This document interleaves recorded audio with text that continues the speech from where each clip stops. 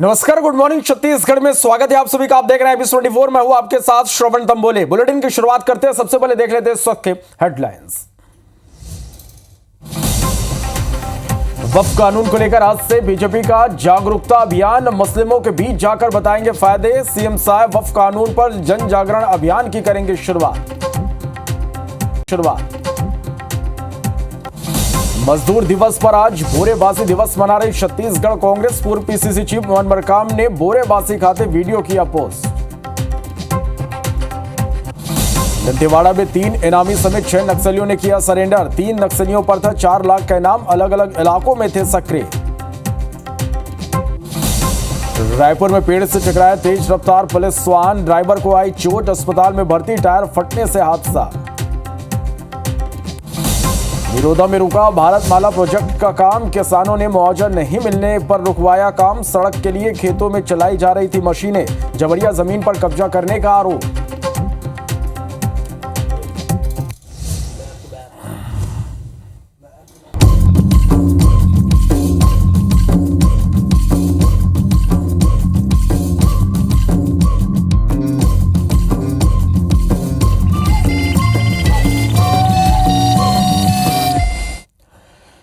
Bulletin की शुरुआत करते हैं एक बड़ी खबर के साथ। रायपुर से बड़ी खबर है, जहां क्रिश्चियन फोरम के प्रमुख पर एफआईआर दर्ज की गई है। फोरम के प्रमुख अरुण पन्नालाल पर एफआईआर दर्ज की गई है। पहलगाम हमले में मारे गए लोगों की गलत सूची पोस्ट की गई थी। गलत सूची पोस्ट करने पर पन्नालाल पर एफआईआर दर्ज की गई है। हिंदू संगठनों ने थाने का घेराव किया था। मामला काफी तूल पकड़ा, जिसके बाद अरुण पन्नालाल के घर का घेराव भी लोगों ने किया था। एफआईआर दर्ज नहीं करने पर 48 घंटे का अल्टीमेटम दिया गया था। जयस्तंभ चौक पर सार्वजनिक मुंडन कराने की चेतावनी भी दी गई थी। तो ये बड़ी खबर आप तक हम पहुंचा रहे हैं, जहां क्रिश्चियन फोरम के प्रमुख पर अब एफआईआर दर्ज कर ली गई है। लगातार इस मामले में विरोध देखने को मिला था और इसके बाद अब आखिरकार क्रिश्चियन फोरम के प्रमुख पर एफआईआर दर्ज की गई। हिंदू संगठनों ने 48 घंटे का अल्टीमेटम दिया था। जयस्तंभ चौक पर सार्वजनिक मुंडन कराने की चेतावनी भी दी थी। दरअसल पहलगाम हमले पर गलत सूची पोस्ट करने को लेकर लोगों का आक्रोश भड़का और हिंदू संगठनों ने इसके खिलाफ जमकर प्रदर्शन भी किया था।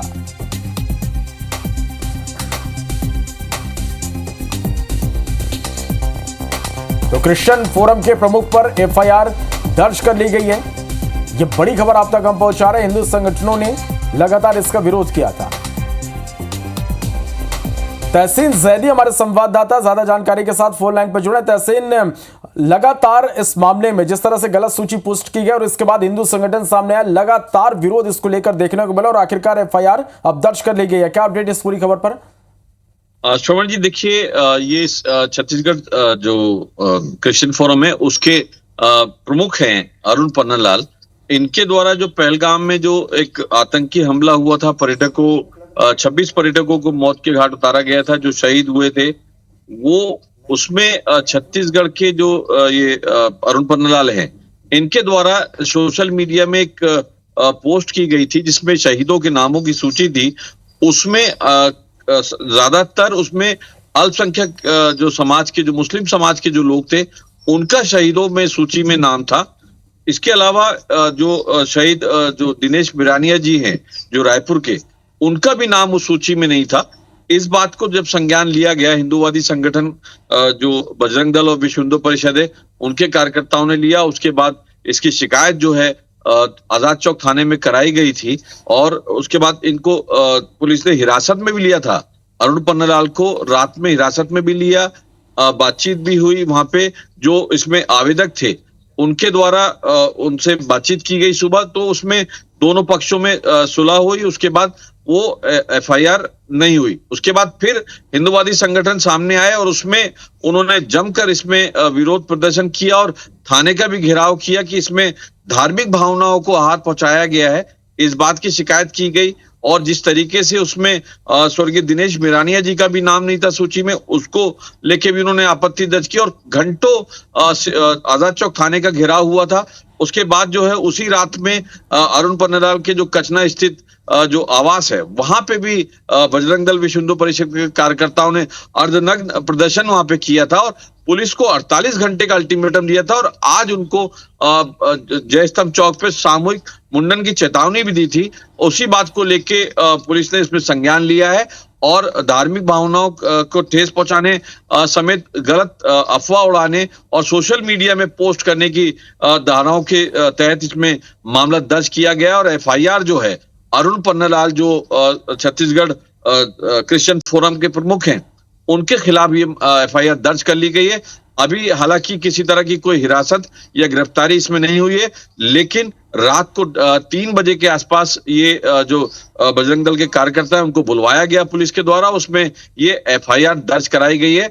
अब पुलिस के आला अधिकारियों से जो हमारी जब टेलीफोनिक बात हुई है उनका ये कहना है कि इसमें जो भी वैधानिक कार्रवाई होगी उसमें की जाएगी, क्योंकि जो धाराएं हैं उसमें ज्यादातर धाराएं जमानती हैं और आगे उनको बुलाकर इसमें किस तरीके की कार्रवाई पुलिस करती है ये देर शाम तक क्लियर हो पाएगा। जी चलिए, तो आगे किस तरह की कार्रवाई होगी देखना होगा। तहसीन, फिलहाल के लिए बहुत शुक्रिया आपका इस पूरी जानकारी के लिए।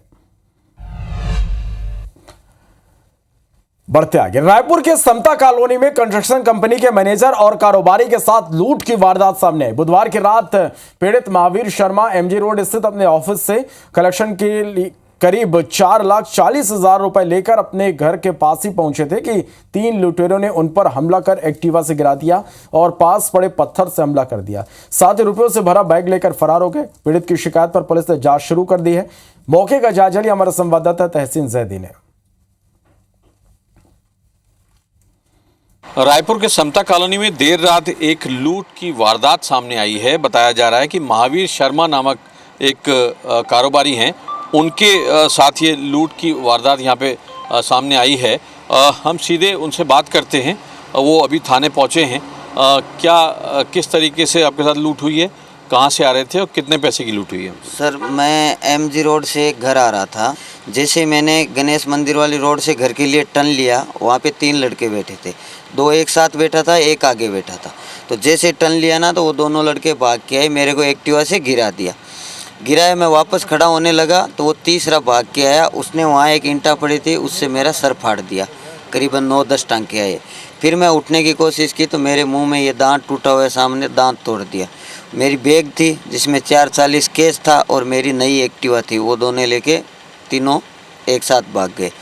सीएसपी आज़ाद चौक अमन झा जी हैं, हम उनसे बात करते हैं। एक ये लूट हुई है जी, क्या शिकायत मिली है, किस तरीके से वारदात की है, किसके द्वारा की गई है और अभी तक क्या कार्रवाई की गई? जी, ये समता कॉलोनी में अपने घर की तरफ जा रहे थे, अपना डेली वर्क कंप्लीट करके अपना जो भी कलेक्शन का काम है वो कंस्ट्रक्शन फर्म के लिए। तो उन्होंने बताया है कि 3 लड़के उन्हें मतलब वहाँ मिले और उनके साथ लूट किए हैं और अभी एफआईआर लेके आगे जांच जारी है। ये क्या बता रहे हैं कि मोबाइल और एक्टिवा भी लेके फरार हुए?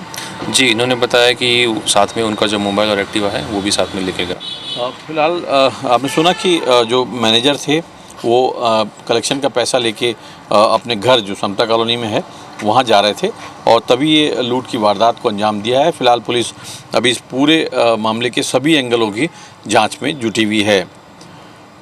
कैमरामैन दीपक रत्नाकर के साथ तहसीन जैदी, IBC 24 रायपुर। इस बीच एक बड़ी खबर है राजधानी रायपुर से, जहां तेज रफ्तार पुलिस वाहन पेड़ से टकरा गई। टायर फटने के कारण यह हादसा हुआ है। हादसे में ड्राइवर को चोट आई है। पुलिस कर्मियों ने घायल को अस्पताल पहुंचाया। पुलिस कर्मियों के कॉल पर भी एम्बुलेंस नहीं पहुंची। सिविल लाइन थाने के देर रात की यह घटना है, तो यह बड़ी खबर आप तक पहुंचा रहे। तस्वीरें भी आप देखिए। तेज रफ्तार पुलिस वाहन एक पेड़ से टकरा गई। टायर फटने के कारण यह हादसा हुआ है। हादसे में ड्राइवर को चोट आई है। पुलिस कर्मियों ने घायल को अस्पताल पहुंचाया। कॉल करने पर भी एम्बुलेंस मौके पर नहीं पहुंची। सिविल लाइन थाना क्षेत्र की यह घटना है।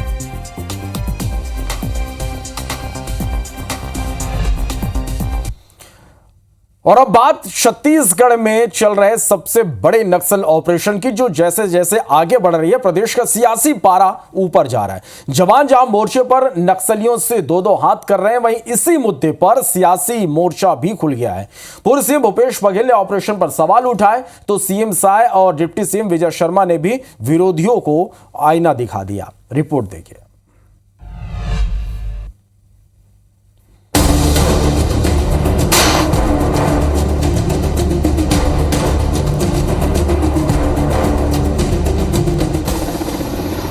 एक तरफ 44 डिग्री तापमान तो दूसरी ओर घना जंगल, ऊंचे पहाड़, पानी का दरिया और प्रकृति से जुड़ी तमाम चुनौतियां।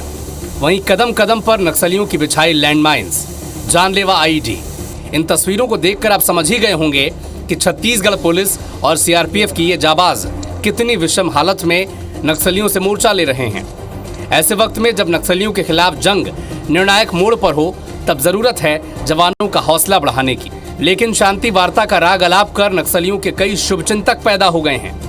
पहले तेलंगाना की पूर्व सीएम के चंद्रशेखर राव, उनकी बेटी के कविता, फिर तेलंगाना के सीएम रेवंत रेड्डी जो सीज फायर का राग अलाप रही हैं। छत्तीसगढ़ के सीएम विष्णुदेव साय, गृह मंत्री विजय शर्मा ने शांति वार्ता के पैरोकारों को खूब फटकार लगाई है। साफ साफ पूछा है कि ये लोग तब कहाँ थे जब नक्सली निर्दोष आदिवासियों की हत्या कर रहे थे। जो तरह तरह के अस्त्र शस्त्र के साथ जो पहाड़ी में छिपे हैं, जो कितने निर्दोष लोगों को पुलिस की मुखबरी का दोषारोपण करके उनकी हत्या कर देते हैं, कितना रास्ता में आईडी ब्लास्ट करके कितने निर्दोष की जान चली जाती है, ये सब क्या दिखता नहीं है? इसमें जब तक बस्तर के आदिवासी रहे तब तक इनको पीड़ा नहीं हुई। आज जब तेलंगाना वाले जब फंस रहे हैं तो इनको पीड़ा हो रही। मसला इसमें भी है भाई, इनका दुराव इसमें भी दिखता है। आप एक बार सोच कर देख लें इस बात को। जब तक यहाँ के लोग बहुतायत में 8-10 लोग हैं जो तेलंगाना आदि क्षेत्रों के हैं जो मारे गए हैं इन 400 में, बाकी तो यहाँ के हैं, तब तक इनको पीड़ा नहीं रही। आज पीड़ा हो रही है। आज कर्रेगुट्टा पहाड़ी पर चल रहे नक्सल ऑपरेशन में तेलंगाना के कई नक्सल लीडर और कैडर निशाने पर हैं। इसके चलते तेलंगाना में इस पर सियासत भी जारी है। छत्तीसगढ़ में भी पूर्व सीएम भूपेश बघेल ने नक्सल ऑपरेशन पर सवाल खड़े कर दिए। शांति वार्ता के लिए सामने आ रहे पत्रों पर भी शक जताया, जिस पर वन मंत्री केदार कश्यप ने पलटवार किया और भूपेश बघेल को जवानों को हतोत्साहित नहीं करने की नसीहत दे डाली। तो क्या गलत सूचना का आधार पर पूरा घेराबंदी किया गया? और यदि थे तो अब कहाँ है? क्योंकि 1 सप्ताह हो गया घेराबंदी किए।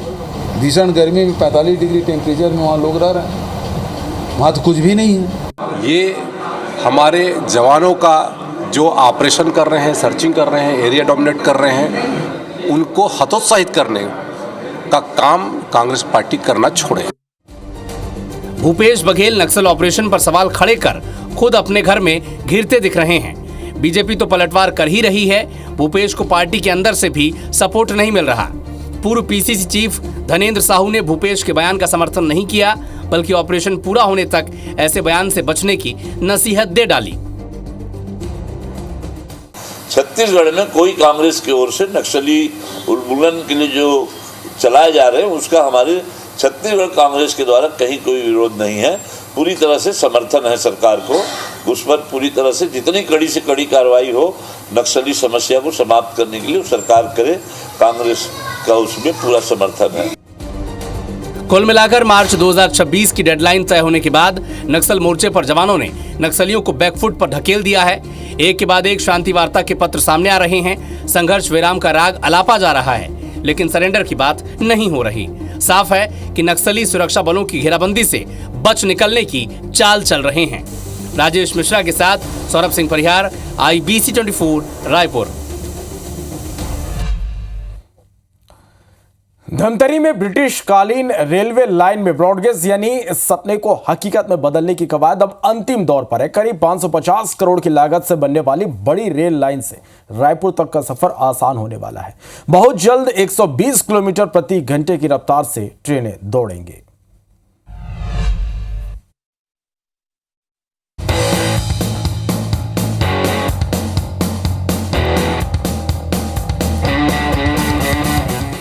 यात्रीगण कृपया ध्यान दें, गाड़ी संख्या 1, 2, 3, 4, 5 प्लेटफॉर्म नंबर 2 में आने वाली है।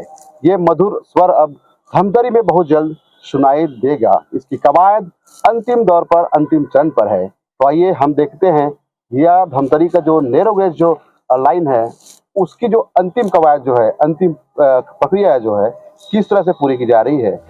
यात्रीगण कृपया ध्यान दें, ये मधुर स्वर धमतरी में बहुत जल्द सुनाई देने वाली है, क्योंकि ब्रिटिश कालीन रेलवे लाइन में अब ब्रॉड गेज निर्माण की प्रक्रिया अंतिम दौर पर है।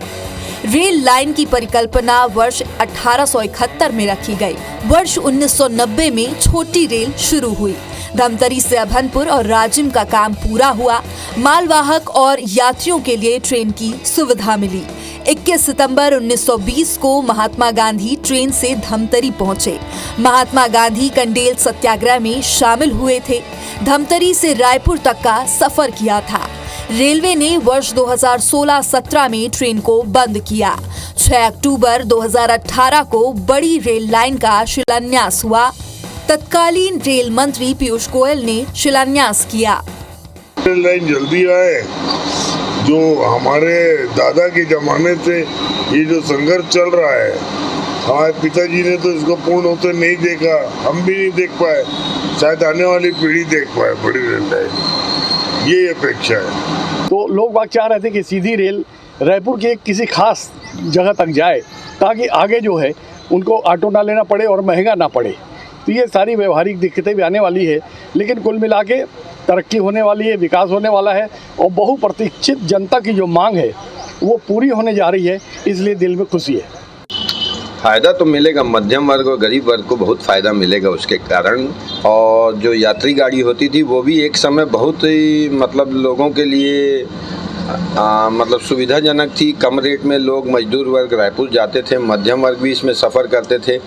और अब बड़ी रेल लाइन बनने के बाद निश्चित तौर पे यात्रियों को, धमतरी की जनता को इसका लाभ मिलेगा।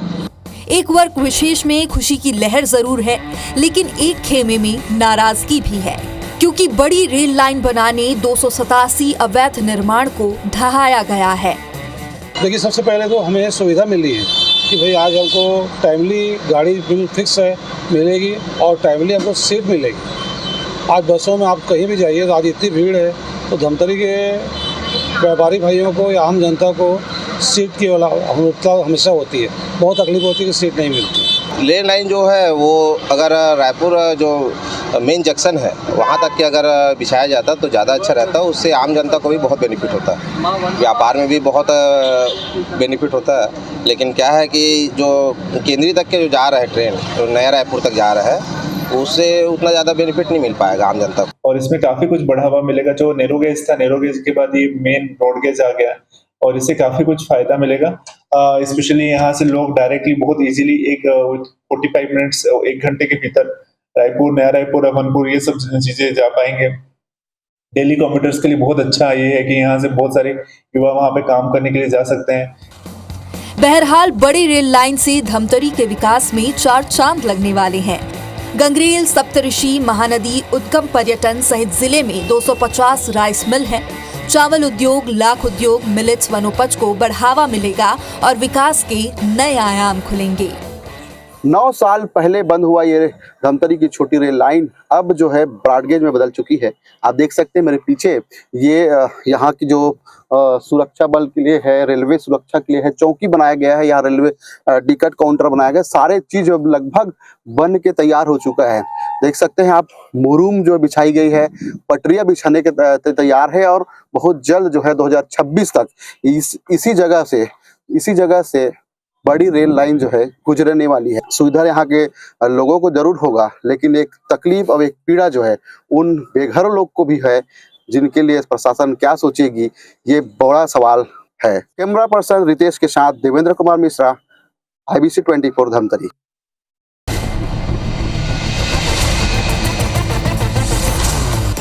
भोपाल में JIT कॉलेज छात्राओं के साथ यौन शोषण मामले में नया खुलासा, देह व्यापार और मानव तस्करी के भी सबूत मिले। भोपाल में 9 नायब तहसीलदार और 6 तहसीलदार के तबादले, राजस्व विभाग ने आदेश जारी किए। जबलपुर में सड़क हादसे में बाइक सवार की मौत, घटना से गुस्साए ग्रामीणों ने ट्रक में लगाई आग, किया पथराव। भोपाल में JIT कॉलेज की छात्राओं से रेप मामले में खुलासा, आरोपी फरहान पूर्ण साइट पर वीडियो बेचने की तैयारी में था। दतिया में साले ने अपने जीजा पर बंदूक तान दी, पुलिस ने आरोपी को गिरफ्तार कर लिया। MP बीजेपी अध्यक्ष VD शर्मा ने इंडोरिया पहुंचकर सांसद राहुल सिंह और उनके परिजनों से मुलाकात की और विवाह की शुभकामनाएं दी। शिवपुरी पुलिस ने दोस्त की हत्या करने वाले 2 आरोपियों को गिरफ्तार किया है। शराब पिलाकर युवक की हत्या कर दी गई। कटनी पुलिस ने ऑनलाइन सट्टा खिलाने वाले गिरोह का भांडाफोड़ किया, 3 आरोपियों को गिरफ्तार किया गया। रायसेन पुलिस ने अवैध हथियारों के साथ 4 लोगों को गिरफ्तार किया। देसी कट्टे और जिंदा कारतूस बरामद किया गया। ग्वालियर में लूट की वारदात को अंजाम देने वाले 2 आरोपियों को गिरफ्तार किया गया। बंदूक की नोक पर लूट की गई थी। उमरिया में भीषण सड़क हादसे में बाइक सवार युवक की मौत हो गई, जबकि दूसरा युवक गंभीर रूप से घायल हो गया। देवास में युवती से बलात्कार के आरोपी को पुलिस ने गिरफ्तार कर लिया है। पीड़िता का अपहरण कर वारदात को अंजाम दिया गया था। श्योपुर पुलिस ने एक शातिर चोर को धर दबोचा। आरोपी चोरी की 4 वारदातों को अंजाम दे चुका है। रीवा के सेंट्रल जेल में कैदी की संदिग्ध मौत हो गई। परिजनों ने जेल में पदस्थ 2 कर्मचारियों पर हत्या का आरोप लगाया। ग्वालियर में एक युवती युवक की कार पर चढ़ गई। युवती अपशब्द बोलने से नाराज थी। रीवा में समदड़िया बिल्डिंग की 5वीं मंजिल से कूदने वाली महिला की पहचान हो गई। महिला भैंसारा की रहने वाली थी। शाजापुर के रामपुरा में सामूहिक विवाह कार्यक्रम संपन्न हुआ। कार्यक्रम में सीएम डॉक्टर मोहन यादव शामिल हुए। मध्य प्रदेश के हर स्कूल में एक शुगर बोर्ड स्थापित किया जाएगा। इस पहल से बच्चों में बढ़ती डायबिटीज की समस्या कम होगी। विदिशा में सोशल वेलफेयर ऑर्गेनाइजेशन की टीम ने 2 नाबालिग बच्चियों की शादी रुकवाई। जबरदस्ती बच्चियों की शादी हो रही थी। सिवनी के पेंस टाइगर रिजर्व में बाघिन ने जंगली कुत्ते का शिकार किया। पर्यटकों ने इसका वीडियो बना लिया।